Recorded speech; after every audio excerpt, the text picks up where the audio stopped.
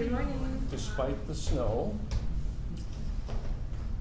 But I was thinking about all the rain that we've had recently, and Shirley had told me that she had heard that the weather people put this idea together, like, if all this rain that we had was snow, we might have like 7 feet. That's what they said. So. But then this is about snow to a certain extent. That's like the main part of it.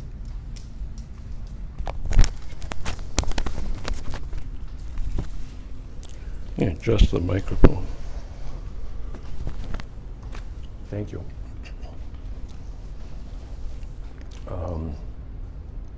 So seeing the snow yesterday, I thought, well, how much are we going to have and who's going to be here? But then I thought, well, that's part of what this is being involved with the snow. I've had a problem. I started on this talk months ago, and I was having trouble coming up with the title. So the title I have on my script outline here is Hands-on Social Action. Work, beauty, and joy.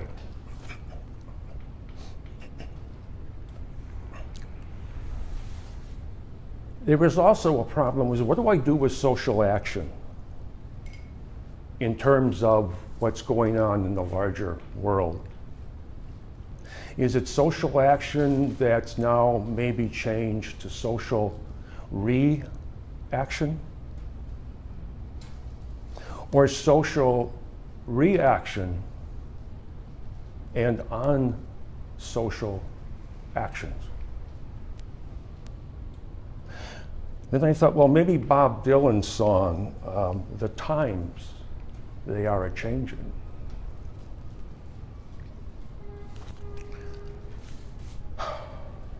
And then the word untitled came to my mind.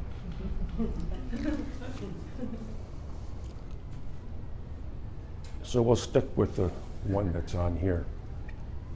Work, beauty, and joy.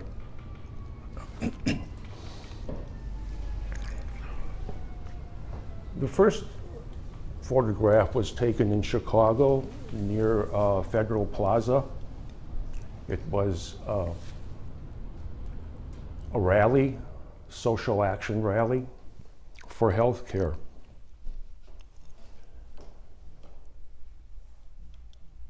So with the problems I had with the title of this talk, I thought I would start with a nursery rhyme. A nursery rhyme that's old, and I've updated it to give a sense of what this is about. Siberian avalanche, USA. Humpty Trumpty sat on his dream of a wall. Humpty Trumpty had a great fall.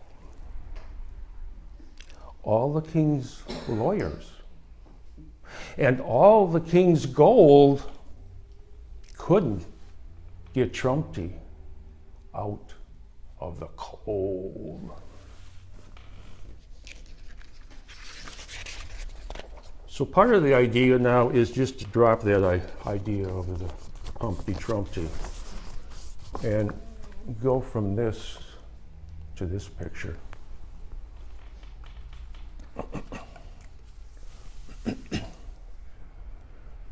Perhaps these days of less sunshine are opportunities for more contemplative time, more looking deeply to see what only can be seen in the dark.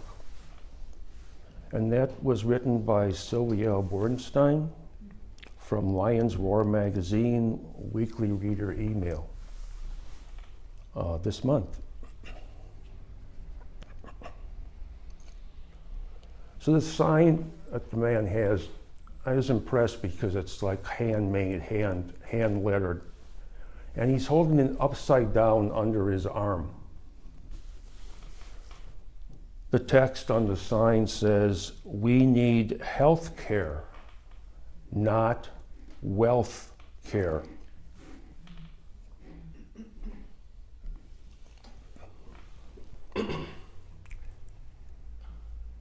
I've taken a number of pictures, and I have a series now on social action. And I started in crowds and whatever, and finally I got this idea by seeing something. It was hands. So I started focusing on hands. And in this particular picture, it almost looks black and white. Okay, there's some traffic paint line on the street that's yellow, but what impresses me is the color of his hands. He's holding a cell phone, and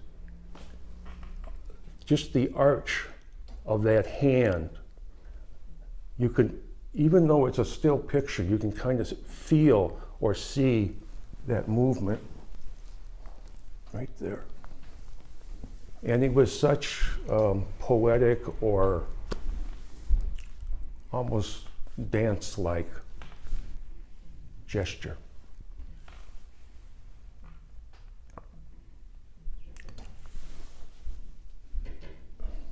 So this project started let's see here. Read a quote from Ken Jones. It came from a paper that eventually ended up being this book. It's called The New Social Face of Buddhism. The enormous literature of Buddhism is not a literature of revelation and authority, but instead it uses ethics and meditation, philosophy and science, art and poetry to point the way to the wisdom.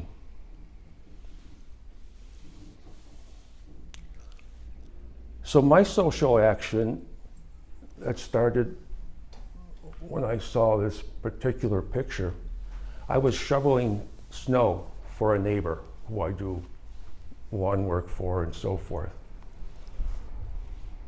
And the photo was made after I'd shoveled the walk, and I'm standing on the sidewalk there.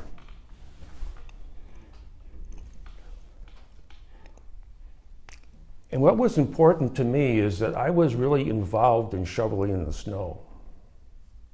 And what do I have to do to shovel the snow?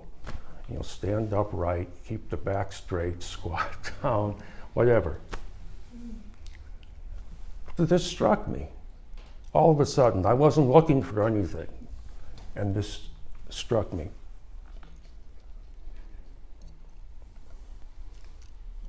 All of a sudden, there's mindful awareness of something that I hadn't anticipated. Mindful awareness, looking, seeing, being present in that particular place after doing work.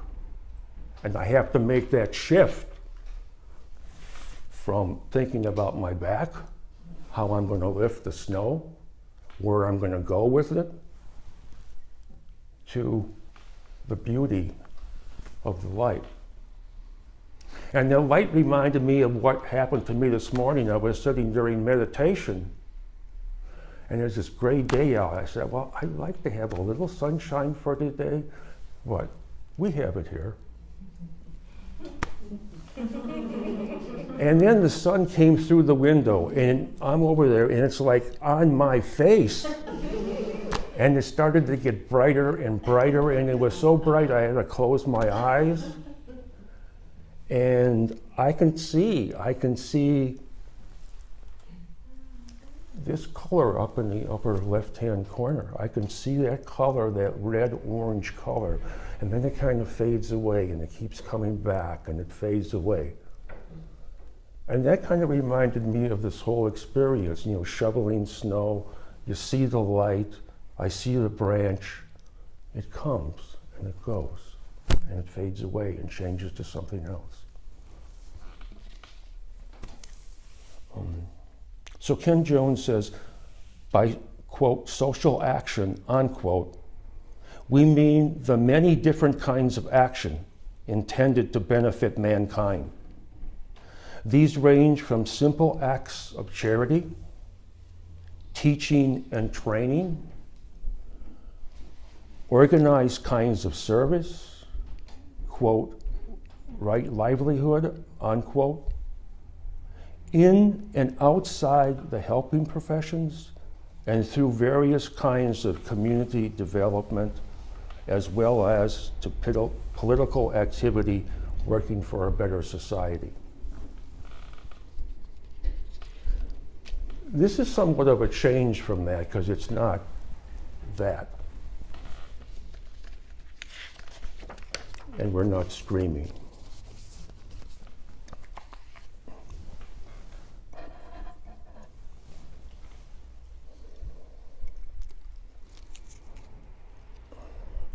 MJ got this tea for me.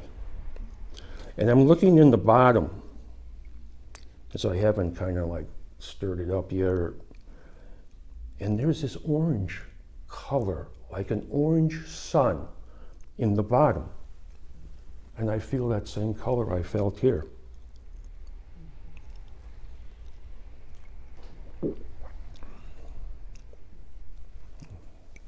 The sun.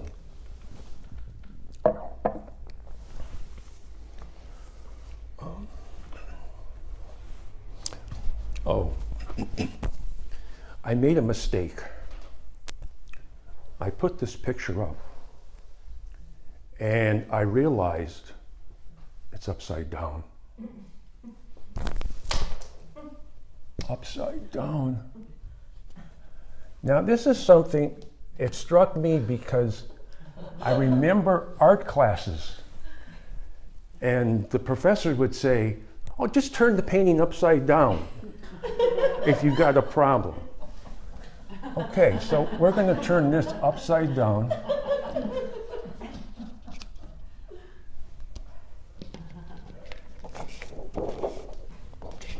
Oh. Now we get it.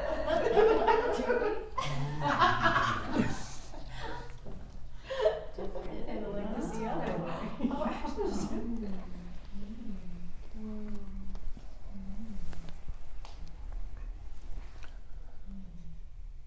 I notice now how the branches go down. I can see the sun more. Now, Shirley, my wife, pointed out that it was like a little caterpillar, or a big caterpillar.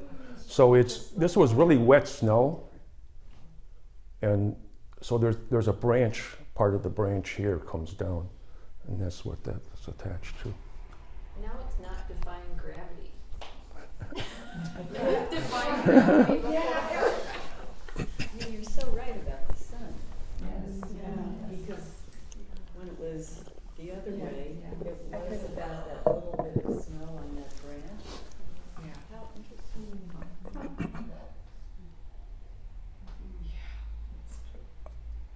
You have any feeling change or reaction to all of a sudden having that turned upside down? Or right side up? It's just really different. Yeah. Because the other way, it seemed like the word that continued to come up for me that related to that photograph was tenacity. Mm-hmm. Because some little bit of snow was tenaciously Mm-hmm. holding on. Mm-hmm. And to me, that's not as obvious now. The light is. So it's like the subject matter changed. Mm-hmm. Yes, yes. And either picture is perfectly logical in Yeah. our minds. Yeah. Maybe a meteorologist would have said, well, the sun couldn't be, but for all of us, they both seem perfectly logical and perfectly beautiful and elegant, and very different. Did it occur to anyone that it was upside down? Isn't that interesting? Often, depends on the light. You know, I mean, I'll make a photograph and I can see it's upside down. Or if I'm just standing and looking at something, I know if I take a photograph, just because of the way the light hits it, it's gonna like, sort of like turn the object upside down, like I'm looking at it from the wrong way, or something like that. You know, there's this change. But what really struck me about this is like when I turned it over, I mean, I knew what it was after I saw it. But when I looked at it again this morning, I just go, and now just turning it over now, I'm so impressed that which is the right way? Is there a right way? And But there's not a wrong way either. right. Right. So like the part about work, I can make a judgment about snow. Like snow, it's hard work, it's heavy work, and that somehow ends up being a negative. And maybe it's an expression that we shouldn't avoid or something like that. And for me to get through the snow, it's kind of like walking meditation with a snow shovel. Let's see.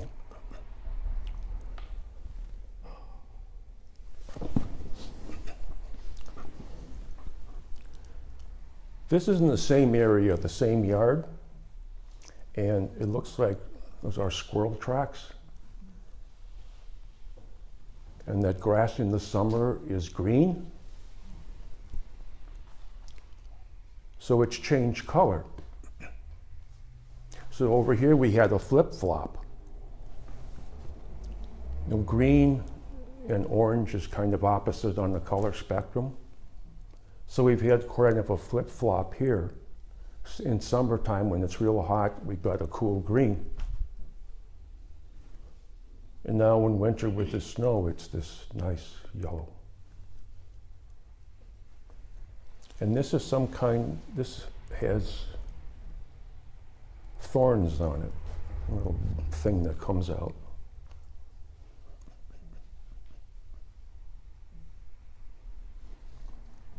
Any thoughts about the picture?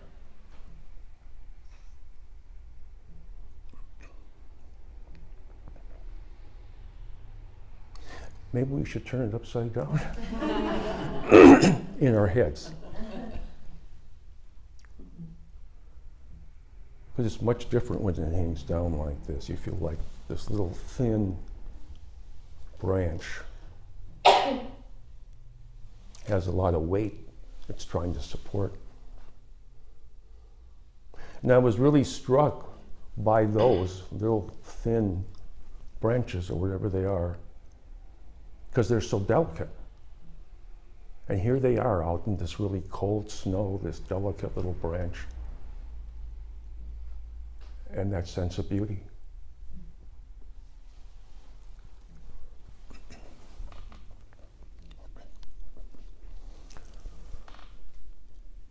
It's a quote from an article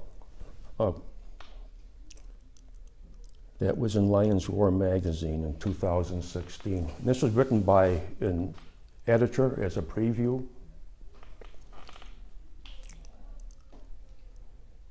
It can be a long and challenging journey to seeing that nothing is real in the way we normally think it is.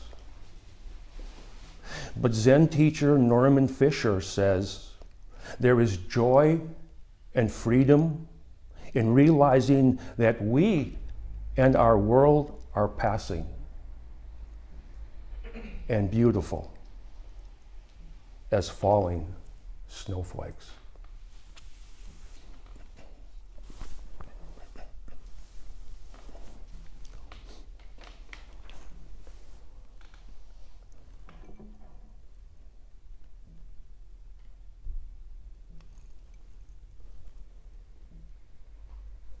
The next picture of the two leaves. Does that picture look upside down?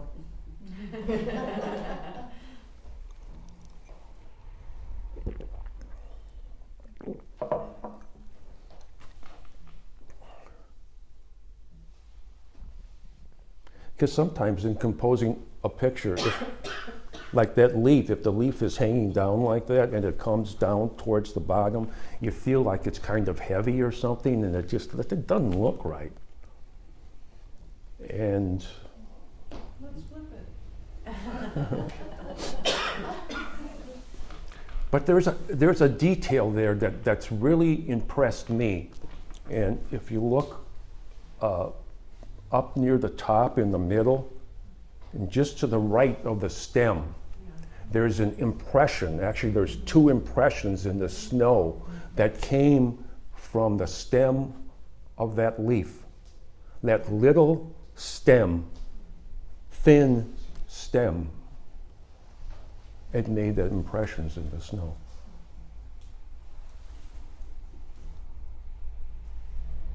Any comments? I could easily see it flipped 90, the shadows would still fall on it. You know, it doesn't, and it doesn't matter which way it's flipped, it still just is. Two leaves.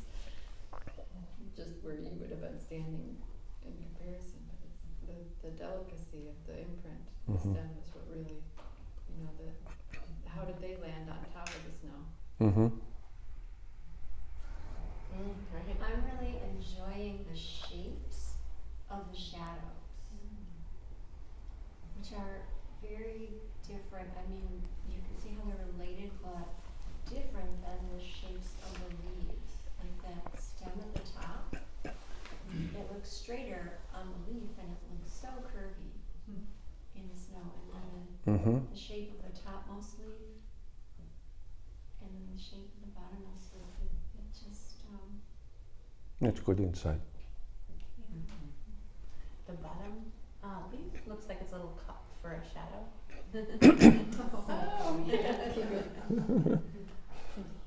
Yeah.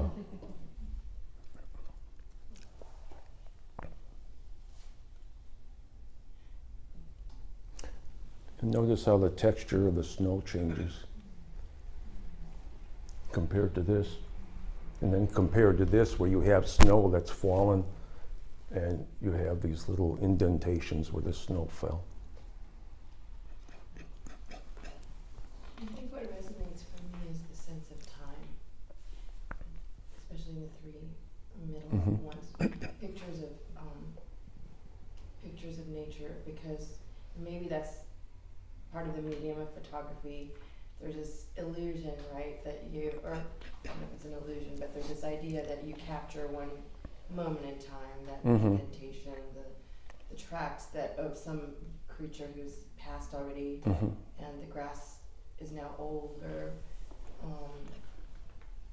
But you can look at it as a moment in time, and then that's really precious, but it's also part of a larger process. So there's a lot of different ways to take in that sense of time, whether it's like one moment or the larger process of living.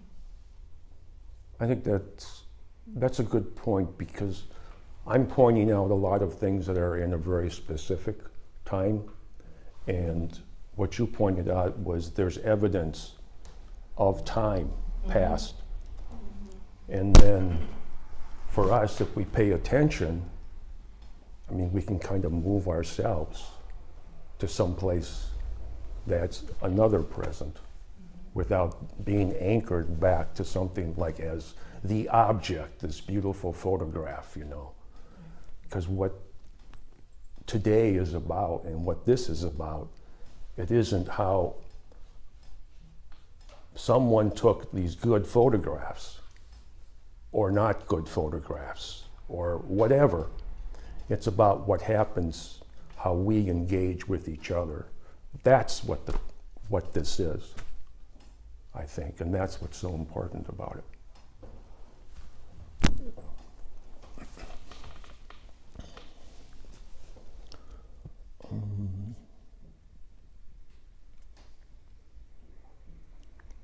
This is a quote from a recent book by Roshi Joan Halifax. Title of the book is Standing at the Edge. Finding freedom where fear and courage meet. It was published last year. John Paul Lederach explains that rehumanization means fostering our moral imagination in order to see the other as a person first, to see ourselves in others, and to recognize our common humanity. It also involves feeling the suffering of others, empathy, and respecting the basic human dignity of all.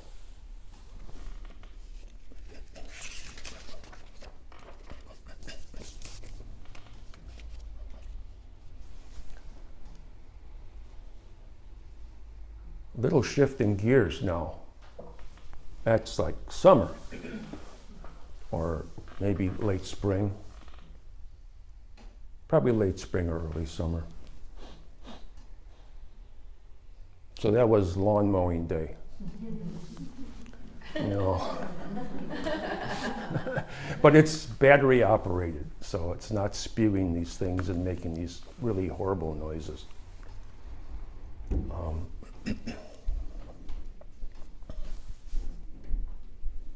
And the shadow on this is really obvious. And the background is a piece of white or off-white paper.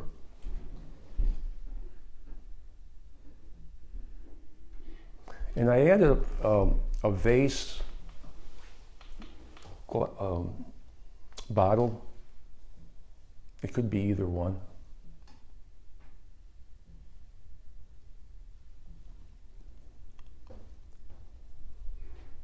So I'm wondering how that glass, human intervention, has changed the picture, changed the dandelion, changed your perception of it. Because here, we don't have it. Well, there was an action. There was someone to pick that dandelion and put it in the vase and bring it in. It reminds me of my childhood when I would pick dandelions and bring them in. Mm-hmm. And it reminds me to shift my perspective as I don't use chemicals on my lawn and the dandelions show up, and how to love them and not hate them. Susan? Yeah, Carolus, I'm going to borrow his metaphor. I sat in on his then called Primer series, and in one of them he talks about dandelions. And the point of the discussion is that it all depends how we look at something, how we perceive something. Mm-hmm. And he mentions dandelions as the scourge, some of his neighbors think that dandelions defile their yards and are, obstructions to beauty, whereas a little girl in the neighborhood braided them into a crown. And this, because you intervened with, in addition to that thought that it all depends how you look at it, this is an exquisitely beautiful flower that can be reviled or appreciated. But the intervention of the jar puts this in the bottle, puts this in a kind of framework of still life. Still life. And it's, I think, quite beautiful, the glass in itself, but that this is the chosen one. It's kind of curious, I wonder why this one? And it's the same as the rest, but for some reason it was unique within this yard of probably hundreds and hundreds of them. But it chose you. Yeah, I think so. I did pick more, so I probably had like 5 or something. And it was a process, you know, like looking at each one and trying to figure out what's going on. And the fact, I mean, also, after hanging these up or actually picking that picture for this talk, it's not a really natural background. And then I thought, wait a minute, it's white, and it's white like the snow. Then how does doing that and showing these together in this particular order, in other words, you've seen snow, snow, snow, all of a sudden it's white. We still have the yellow color, but what's changed about it? And I almost feel like I'm suspended someplace once I get outside the dandelion. But I know where the dandelion is. When I saw it, it reminded me of my favorite part of Dogen's Genjo Koan. And in this part, he says, flowers fall, weeds just spread. And it's our perception, but in this photo, the weed and the flower are one. And in that one, it's the leaves, which are also something that people try to get rid of. Mm-hmm. And they're both beautiful. Mm-hmm. It's a good transition. They're both falling. They're both impermanent. So I think that quote kind of brings up the idea that something we want to, it's part of our life. It's like, how do we judge something? And then when it's something like this, there's this play, and then what makes us finally have a certain feeling about it? And can we hold, the Buddhist idea, maybe we can hold both at the same time, or almost the same time, and not think one's better than the other. We don't judge it. Oh, go ahead. When I look at it, and this is a little different perception, but I can't help but I anthropomorphize the flower, like it's there's pretty much no life, and then there's this flower that's looking at us like, I'm here. You know, I don't know, I feel love from that flower, like it's looking out at us. Hi.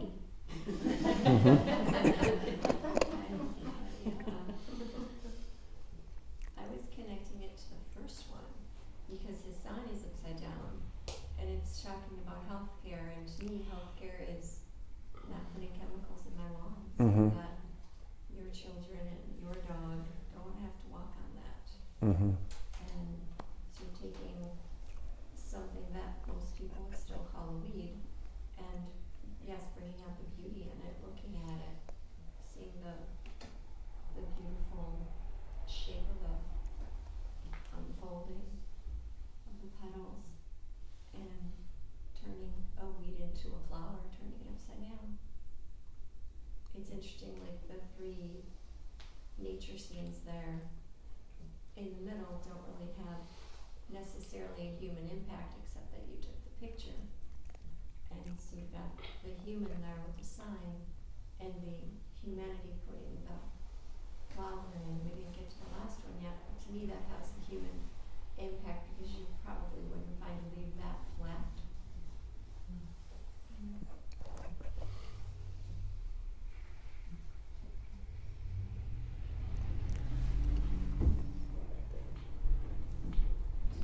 Oh, I see it as a series of progressions and part of a larger theme for today. So you started off the session talking about the sun.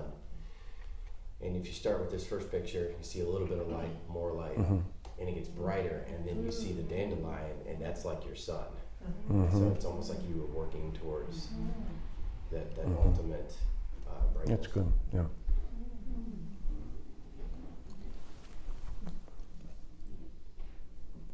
And I think the shadow that it makes reminds me of sunshine coming in. the way it hits the glass. And I don't know if you can see from where you're sitting, you've got that aura on the shadow. That's some speculative light. That's to me the sun coming through too. What was coming out at me. Isn't it cool how the base, the shadow, you see the whole base? But the glass, you don't see it. You see much more of the base and the shadow. That's interesting. Yeah, Yes, it's it's a more metaphor. place in the shadow.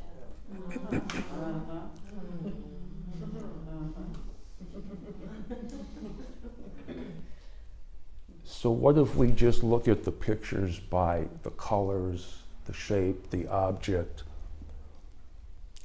and pretend, I guess at this point, that dandelion has a background of snow. So it's the same as these, right? Yeah. So that's kind of the challenge of work or doing social action, is like, how do we get to a place about something that's complicated and not get caught up too much in judgments and not just trying to take this for what it is and doing the work, shoveling the snow, is social action because my neighbor can't do that. And but I'm finding beauty in doing that, but only if I pay attention and only if I don't get distracted. And I'm able to see this and then come back and shovel more snow and interact with the person that lives next door or whatever.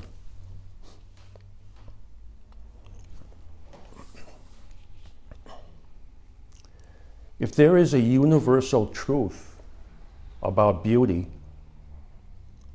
some concise and elegant concept that encompasses every charm and grace in existence, we do not yet understand enough about nature to articulate it. What we call beauty is not simply one thing or another, neither wholly purposeful nor entirely random, neither merely a property or a feeling. Beauty is a dialogue between the perceiver and the perceived.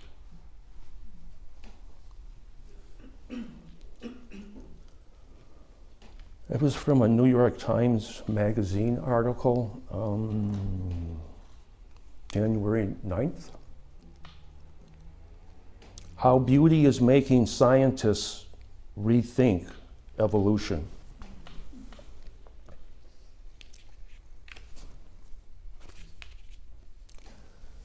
Before the talk, Susan Sensman had made a comment about this same kind of idea about beauty. So they must have another article that came out today. It's the magazine section. The magazine. It's about the purpose of beauty.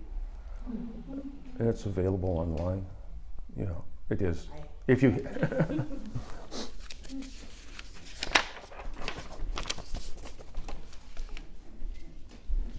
I mean, can I say something about that? Yes. That just occurred to me. Beauty is about paying attention. I mean, you said, what was your quote about beauty from a moment ago? Could you read that again? Dialogue? Yeah. Yeah, it's really a state, I mean, to recognize beauty as a state of open-heartedness and not knowing. Isn't it? Yes. Just So this was from that New York Times article on beauty. Beauty is a dialogue between perceiver and perceived.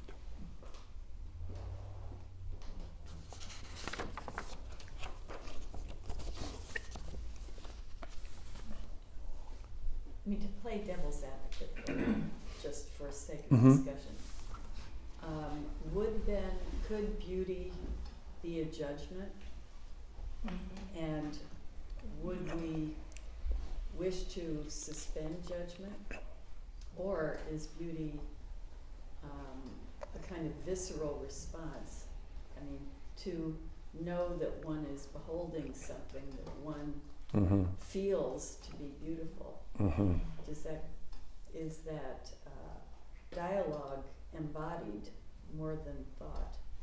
Just a question. Yes. Seems to me like it's visceral. For me, I feel this beautiful. It's just a visceral reaction. And in responding to that visceral reaction, we can create more beauty. My face appreciates your beauty, then your face goes and creates more beauty for someone else. It's a cycle. It's an interrelationship. So Robin Wall-Kimmerer is both from the Potawatomi Nation and a botanist, and Sensei has introduced her work to the Sangha in previous talks, braiding sweetgrass. And initially when she was a new student as a botanist, she had to reconcile the indigenous world, her particular indigenous worldview, with science. And one of her questions was, why are these two, and I'm sorry I can't remember the specific fruit and plant, but why do they always grow together, and why are they so beautiful? And initially, about 20, 30 years ago, that question was dismissed as very foolish because scientists don't deal with the concept of beauty and plants and all that, and now you have this coming around. So part of what she talks about from an indigenous worldview and what you had brought up, this idea of what if, and you've brought up also, what if that plant was speaking to you also, what if we say anthropomorphize and she says animism, and we can also say interbeing, which is something that Thich Nhat Hanh talks about. So I don't have a focused idea there, but I think there's something in that realm that all of us, science, art, spirituality, we are coming to understand interconnection in a way we need to, particularly in the natural world, because particularly with the natural world. And I think one of the things she came to understand as a scientist was that beauty also serves the function of allowing insects and plants to cooperate and therefore to survive and thrive. So that there is the interconnection, interbeing allows us all to thrive.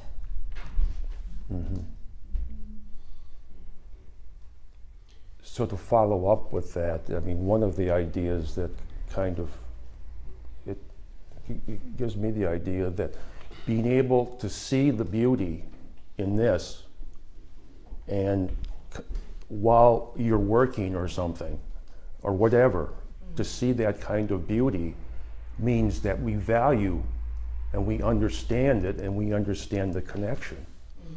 And if we don't understand the connection, then how do we understand climate change? Except by, numbers and things like that. So. I want to revise my comment that I think beauty is visceral, because I'm just remembering when I first got this little Shih Tzu, and she kind of had an overbite, and I was like, oh, golly. But after having her for 14 years, she's beautiful, so never mind visceral.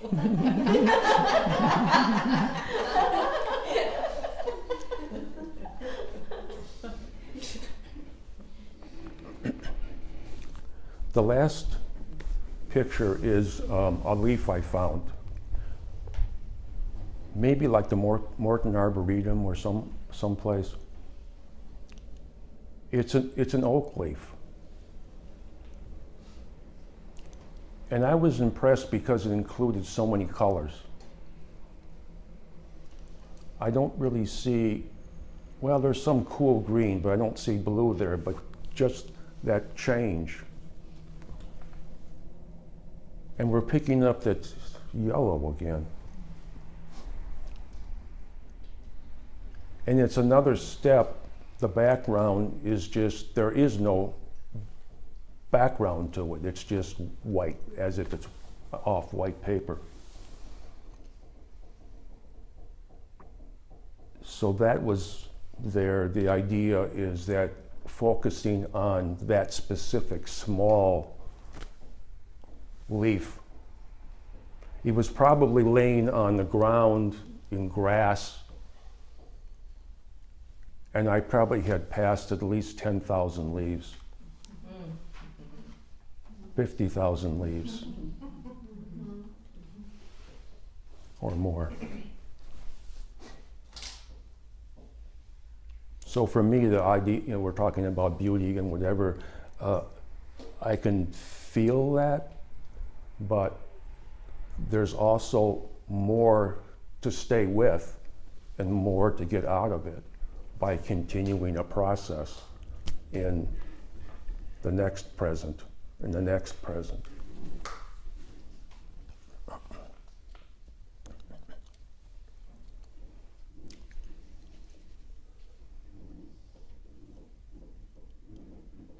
So the leaf is isolated from the place it was found. You don't see that. I said what it might be like. That's part of the idea of looking, then seeing. So engagement with mindful awareness. And by seeing a part of it, it helps us, and seeing it's close, and taking in with our senses, our mind, and whatever, that gives us an image of the larger universe. So like a hologram, it can be cut apart so that it's really small, and basically you'll still have the whole leaf. So that's the science of it, I guess.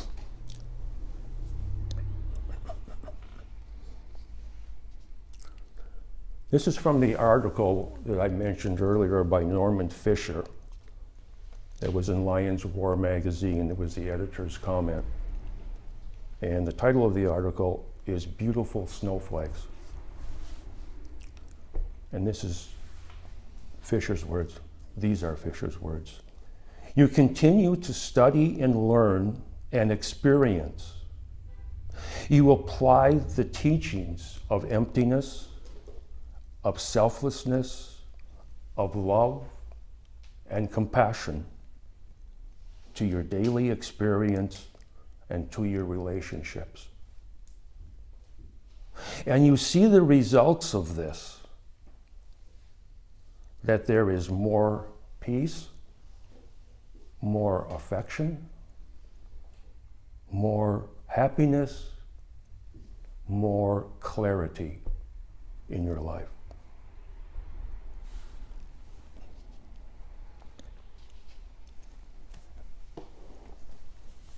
Any other comments?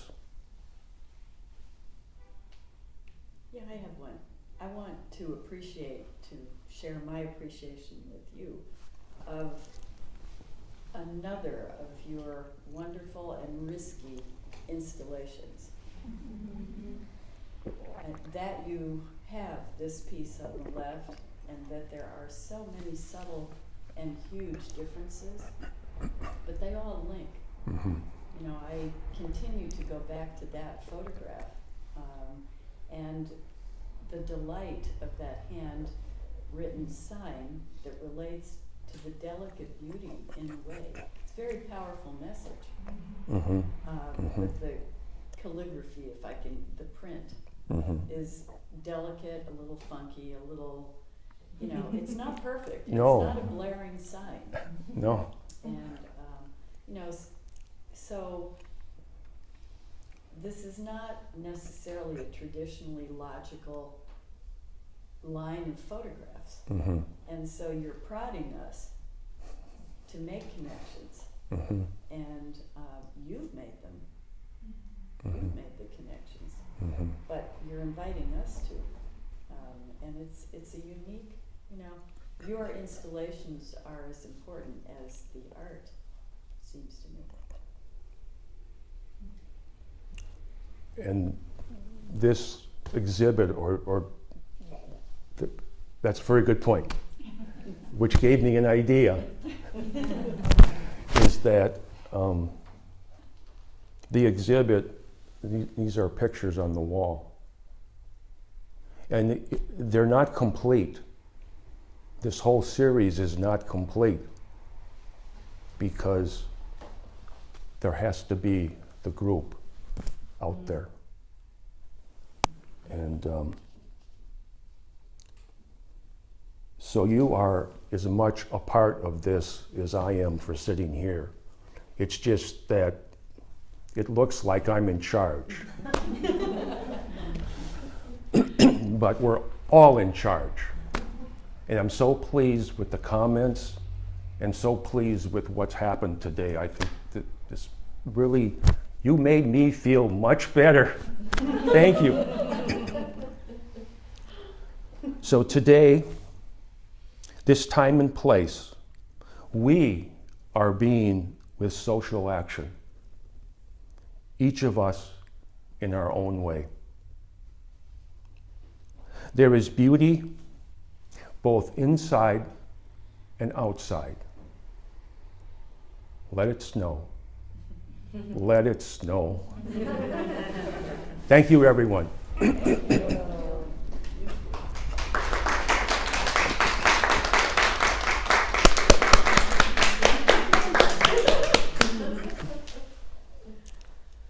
This was a great group.